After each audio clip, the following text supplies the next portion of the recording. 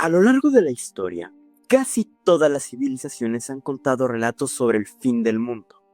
En Grecia existía Casandra, quien fue maldita por Apolo, convirtiéndose en una profetisa que podía ver el futuro, pero que nunca nadie creería en sus advertencias. En la mitología nórdica, el fin del mundo era anunciado por el Fimbulwinter, 3 inviernos seguidos, señal de la pelea entre dioses, pero la gente nunca sabría lo que estaba pasando. Y en la India, algunos textos describían una era llamada Kali Yuga, un tiempo de corrupción, confusión y decadencia moral. Estos 3 mitos acuerdan una cosa: el fin del mundo no es un colapso drástico, antes bien es progresivo y en ocasiones casi imperceptible. Pero hoy notamos como que algo ya no está jalando, como que algo no está funcionando en el mundo. Durante 2025, en un día se generaban más datos de los que existían en el mundo apenas tan solo hace 20 años. 20 años. Llevamos literalmente la biblioteca de Alejandría en el bolsillo. Durante siglos, habíamos pensado que estos mitos solo eran historias. Pero cada vez más personas tienen la sensación de que algo en el mundo ya no está cuadrando. Déjame preguntarte algo. ¿Alguna vez te ha pasado que sales de redes sociales sintiendo cansancio? No enojo, no tristeza, simplemente cansancio, agotamiento. ¿Te ha pasado que consumes unos minutos de noticias en redes sociales y terminas con la sensación de que el mundo es demasiado caótico como para tan siquiera entenderlo? Como si todo fuera urgente, pero a la vez nada parece estar bajo control. ¿Alguna vez has sentido esa mezcla rara entre ansiedad y una especie de indiferencia? Como una especie de impotencia resignativa. Ansiedad por todo lo que está pasando, pero también la sensación de que ya no sabes cómo reaccionar. Y vemos las noticias y el panorama cero ayuda. Crisis climática, genocidios, conflictos armados, polarización política, instituciones cada vez más frágiles, inflación, crisis económica, inteligencia artificial, y entre todo eso, millones de personas tratando de entender qué está pasando. Porque en una época con más información y más tecnología que nunca en nuestra historia, tanta gente se siente mentalmente agotada. El año pasado, este señor que ven aquí fue galardonado por su trabajo filosófico que analiza la deshumanización, la digitalización y el aislamiento. Byung-Chul Han fue reconocido como el pensador de la sociedad del cansancio. ¿Pero qué es esto? Durante siglos, el poder funcionaba a través de prohibiciones. No puedes, no debes, no está permitido. El poder se ejercía desde afuera y tenía un rostro visible. Pero el sistema actual funciona de una manera muchísimo más eficiente. Ya no nos explotan con prohibiciones, nos explotan con motivación. El trabajador moderno no tiene amo, se explota a sí mismo creyendo que está persiguiendo sus propios sueños. En Latinoamérica, el 46% de los trabajadores experimentó burnout en 2024. En México, el 75% de la población ha experimentado ansiedad clínicamente en el último año. En Argentina, 1 de cada 3 personas dice estar demasiado agotada para hacer cualquier otra cosa después del trabajo. Estos patrones revelan una epidemia estructural. Sin embargo, un sistema que produce este nivel de agotamiento no está precisamente fallando, está funcionando conforme al diseño de un objetivo. En esta dicotomía entre vivir la era de mayor conectividad digital de la historia y simultáneamente los índices más altos de soledad, aislamiento y depresión jamás registrados, surge la paradoja de la desconexión. Más conexiones digitales que nunca, y nunca habíamos estado tan solos, tan desconectados. Aquí es donde la cosa comienza a ponerse más compleja, pero también más interesante. Porque lo que estamos viviendo no es solo agotamiento, es una crisis de sentido. Tal vez has llegado a escuchar del concepto nihilismo. En la filosofía se refiere a la idea de que nada tiene sentido, ningún valor es real y todo es fundamentalmente vacío. Albert Camus decía que el ser humano busca siempre sentido, pero vive en un universo que no necesariamente lo tiene. Y ese choque entre nuestra necesidad de significado y un mundo indiferente es lo que Camus llamaba el absurdo. El problema acá no es que el mundo sea absurdo, el problema es cómo respondemos al absurdo. Camus pensaba que el absurdo podía llevarnos a una rebelión creativa, aceptar que el universo no tiene sentido y aún así construir algo propio. Pero hoy parece que no estamos respondiendo de esta manera. Lo que vemos cada vez más es una especie de nihilismo pasivo. Cinismo político, indiferencia social, violencia digital, resignación colectiva, la sensación de que nada de lo que hagas va a cambiar absolutamente nada. Quant à la philosophie et l'aliénation, elle a produit quelque chose, une transformation de la conscience très différente et par certains côtés beaucoup plus profonde, puisqu'il y a eu une prise de conscience de l'aliénation dans différents domaines, l'aliénation de la jeunesse, l'aliénation de l'adolescence, l'aliénation de la femme, l'aliénation du travailleur. Cette conscience de l'aliénation politique est un phénomène important aujourd'hui, même un phénomène politique.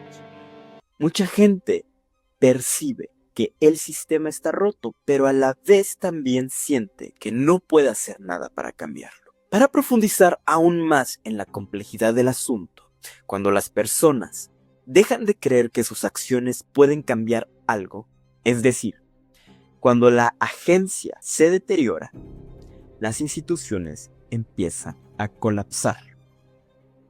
Y aquí aparece el centro de un ciclo muy interesante que explica gran parte del momento histórico que estamos viviendo en este momento. El agotamiento de la subjetividad. El agotamiento de la subjetividad es el núcleo del que nacen y al que regresan tres bucles que se retroalimentan entre sí y que conforman el ciclo de la actual crisis de sentido. El primer bucle tiene como input la cultura del rendimiento positivista, explicada desde la sociedad del cansancio que ya comprendimos. Esta cultura nos pide sobreesforzarnos, siempre más, siempre mejor, el límite no existe, el límite eres tú. El sobreesfuerzo colapsa el cuerpo. Burnout, colapso físico, el sistema literalmente nos rompe. Y ese colapso alimenta y es alimentado por el agotamiento de la subjetividad. El cuerpo roto regresa al centro y no amistad. Esto no es lo más perverso. Cuando el sistema te rompe, te convence de que el problema fuiste tú y que entonces la solución eres tú. Optimízate, esfuérzate más, sé una versión más eficiente de ti mismo. Y a eso quizá podríamos llamarle optimización ontológica. Y aquí haré una breve pausa para explicar a qué me refiero con optimización ontológica, que creo que es importante para entender todo este ciclo. Si les interesa que profundicemos más filosóficamente, yo encantado de hacerles un video, déjenmelo en los comentarios. Cuando el sistema te rompe, sin querer abre una grieta, y en esa grieta aparece por primera vez en mucho tiempo una pregunta que no tiene una respuesta fácil. ¿Para qué? Ese momento de no saber es incómodo, pero también es el momento en el que algo genuino podría comenzar a construirse o a reconstruirse.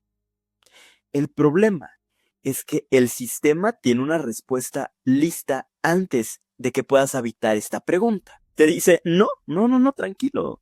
No te preguntes para qué corres. Corre mejor. Eso es la optimización ontológica. Convertir la oportunidad más profunda de tu existencia, ese momento en el que podrías preguntarte quién realmente quieres ser, en otra tarea de rendimiento.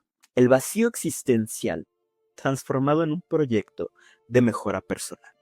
Aquí cierra el bucle de la autoexplotación.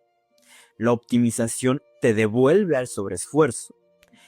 Este bucle no tiene salida interna, es un bucle que solamente podría romperse desde afuera. Pero regresamos al agotamiento de la subjetividad, porque además del colapso físico, este mismo agotamiento genera algo diferente, un colapso cognitivo. El colapso cognitivo lleva al agotamiento de agencia, la sensación de que nada de lo que hagas va a cambiar nada. Y aquí comienza el bucle de la parálisis democrática.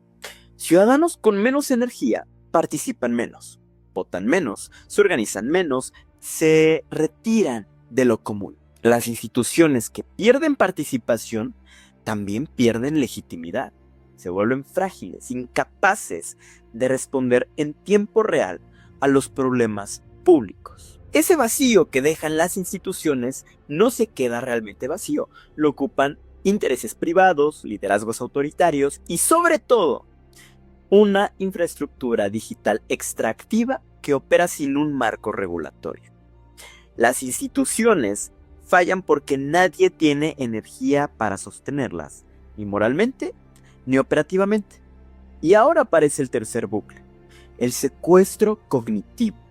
Esa estructura digital capitaliza tu indignación. No necesita y no le interesa que estés bien. Necesita que reacciones. Los algoritmos priorizan el contenido que genera emociones extremas como indignación, miedo, rabia, porque esas emociones precisamente son las que más retienen la atención. El reaccionarismo se convierte en capitalización de la crueldad. Tu dolor se convierte en un dato, tu enojo se convierte en una tendencia y tu atención se convierte en un ingreso. Por supuesto, no para ti. La plataforma no te está informando, te está monetizando. El reaccionarismo nos devuelve al colapso cognitivo y desde ahí al consumo digital pasivo, el scroll infinito o este doom scrolling.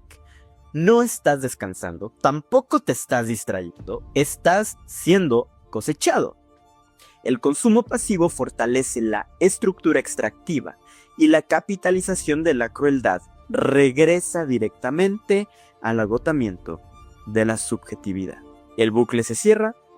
Los tres bucles comparten este mismo centro gravitacional.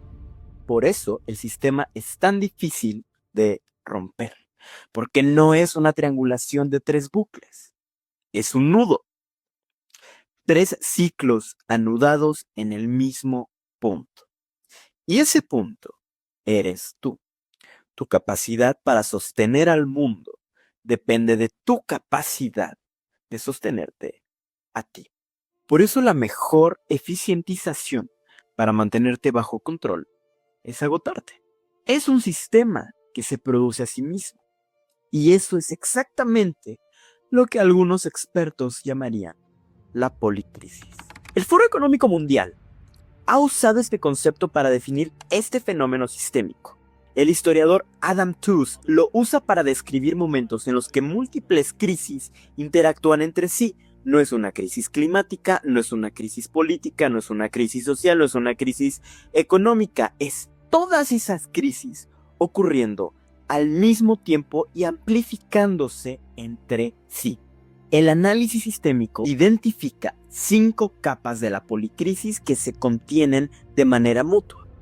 La más íntima es el agotamiento existencial del individuo, esta crisis de subjetividad. La siguiente es la crisis de sentido colectivo y las narrativas rotas. Luego, el vaciamiento de las instituciones democráticas, por encima la arquitectura tecnoeconómica extractiva. Y la capa más abarcadora de todas, la ruptura entre la sociedad humana y los límites ecológicos de nuestro sistema. Cada capa produce la siguiente y todas se retroalimentan entre sí. Y este fenómeno no está ocurriendo solamente dentro de nuestras sociedades, está ocurriendo a escala global. Durante décadas vivimos en un mundo relativamente estable, dominado por un orden internacional liderado por Estados Unidos. Pero hoy ese orden está entrando en una transición hacia algo mucho más incierto, un sistema multipolar.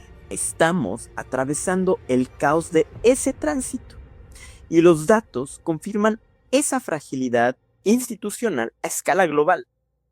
Freedom House documentó que en 2024 marcó el 19º año consecutivo de declive democrático mundial. En solo ese año, 60 países se deterioraron y solo 34 mejoraron. El 72% de la población mundial vive hoy en regímenes clasificados como autocracias, la proporción más alta desde los años 70. A eso se suma la mayor guerra comercial desde la Segunda Guerra Mundial. La tasa arancelaria efectiva de Estados Unidos sobre sus importaciones pasó del 1.5% en 2022 al 17% en 2025, la tasa más alta desde 1947, rompiendo así 8 décadas de liberalización comercial en menos de 12 meses. Pero el resultado paradójico fue que China, el principal objetivo de esa presión económica, registró en 2025 su superávit comercial más alto en la historia. 1.2 billones de dólares, un 20% más que el año anterior, simplemente redirigiendo sus exportaciones hacia África, la ASEAN, que recordemos que es la Asociación de Naciones del Sudeste Asiático, y América Latina. El mundo no solo está cambiando más rápido de lo que nuestras instituciones pueden adaptarse. En medio de todo esto aparece otro fenómeno muy interesante: el poder de las plataformas tecnológicas. El economista Yanis Varoufakis ha llamado a este sistema tecnofeudalismo, porque las grandes plataformas ya no funcionan simplemente como empresas dentro de un mercado, funcionan como territorios digitales. Controlan datos, infraestructura digital, algoritmos y las reglas de ese mismo ecosistema digital donde vivimos gran parte de nuestra vida contemporánea. Los nuevos señores feudales no controlan tierras, controlan datos. En otoño de 2025, las 7 mayores capitalizaciones bursátiles del mundo eran empresas tecnológicas: Nvidia, Microsoft, Apple, Alphabet, Amazon, Meta y Broadcom. La economía digital representa ya más del 15% del Producto Interno Bruto Mundial y concentra más de la 1/4 parte de todas las inversiones globales. Y su alineación con el poder político ya es imposible de ignorar. Tan solo recordemos el rol de Elon Musk en el gobierno de Trump hace un año, que materializó en tiempo real lo que los teóricos llaman la fagotización de las capacidades del Estado por el capital tecnológico. Poderes que pueden ser tanto internos como externos, que erosionan e instrumentalizan las capacidades del Estado. Y el poder de estas plataformas no es solo económico, es psicológico. Byung-Chul Han lo llama psicopolítica. El poder ya no gobierna cuerpos como lo hacía la vieja biopolítica de Michel Foucault. Ahora gobierna las psiques. Extrae datos para construir perfiles psicodemográficos que predicen y que moldean el comportamiento. Y esto lo hace muchísimo antes de que el individuo sea consciente de sus propias decisiones. Oigan, si vieron El Diablo Viste a la Moda, seguramente se acuerdan de la escena en donde Andy dice así como de que, ¿pero de qué hablas? Si esos 2 cinturones son lo mismo, son azules. Es que son tan diferentes. No, nada. Es solo que ambos cinturones lucen exactamente iguales para mí. Pero sigo aprendiendo de todo esto. ¿De todo esto? Entonces Miranda le dice, no, mamacita, el que sean azules no significa que sea cualquier azul. ¿Crees que esto no tiene nada que ver contigo? Tú vas a tu armario y eliges ese ridículo y bizarro suéter azul porque intentas decirle al mundo que te tomas muy en serio el elegir lo que usas. Lo que no sabes es que ese suéter no es azul, no es turquesa, no es lapislázuli, es es más bien celeste. Es un azul que fue elegido especialmente para definir una decisión de compra. ¿Y no te has dado cuenta de que en 2002 Oscar de la Renta tuvo una colección de trajes celestes y así el celeste de pronto estaba en 8 diferentes colecciones? Se filtró por las tiendas departamentales y después cayó de una trágica esquina casual donde tú, sin duda, lo pescaste de un botadero. Y es muy curioso que pienses que hiciste una elección que te exenta de la industria de la moda cuando, de hecho, estás usando un suéter que fue seleccionado para ti por estas personas de una pila de cosas. Eso es de lo que estoy hablando. Entonces, tenemos un agotamiento psicológico, tenemos una crisis de sentido, instituciones frágiles, plataformas digitales con poder sistémico y un orden geopolítico en transición. Policrisis. Pero entender el problema también abre una pregunta mucho más importante. Si el sistema actual produce agotamiento, polarización y crisis constantes, ¿qué tipo de sociedad necesitamos construir ahora? Algunos teóricos hablan de la necesidad de una gobernanza basada en homeostasis, equilibrar sistemas humanos, tecnológicos y ecológicos, en lugar de simplemente maximizar el crecimiento infinito. Otros hablan de regular la economía de la atención para proteger la capacidad cognitiva de las sociedades. Incluso hay quienes proponen algo mucho más radical: reconocer el descanso, el tiempo y la atención como derechos políticos, no solo como lujos del bienestar corporativo, sino como condiciones básicas para que la democracia pueda funcionar. Del análisis sistémico emergen 3 principios para navegar esta policrisis. El primero, homeostasis, que es gobernar para el equilibrio y no para el crecimiento infinito. Y gobernar no es solo tarea de las instituciones. El segundo es alteridad, que es la capacidad de dejarse afectar por el dolor del otro, porque la democracia solo existe donde el otro todavía puede resonar en mí. Y el tercero, tempo lento, que es proteger deliberadamente los espacios de pensamiento profundo de la velocidad algorítmica. En una civilización adicta a la inmediatez, pensar despacio es un acto político. En la mitología nórdica, el Ragnarok, esta pelea entre dioses de la que hablaba al inicio, no era el final absoluto del mundo. Después del colapso, surgía un nuevo mundo. Los supervivientes del Ragnarok no recibían instrucciones, no había un manual.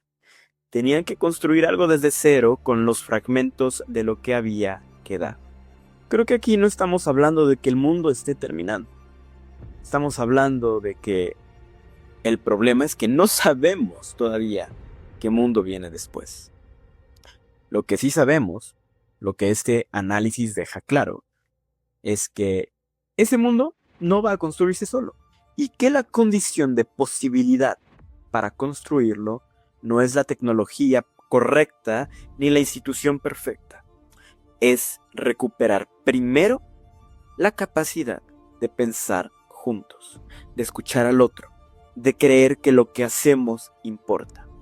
Y eso empieza en decisiones muy pequeñitas, como la de tomarte el tiempo para entender algo antes de reaccionar.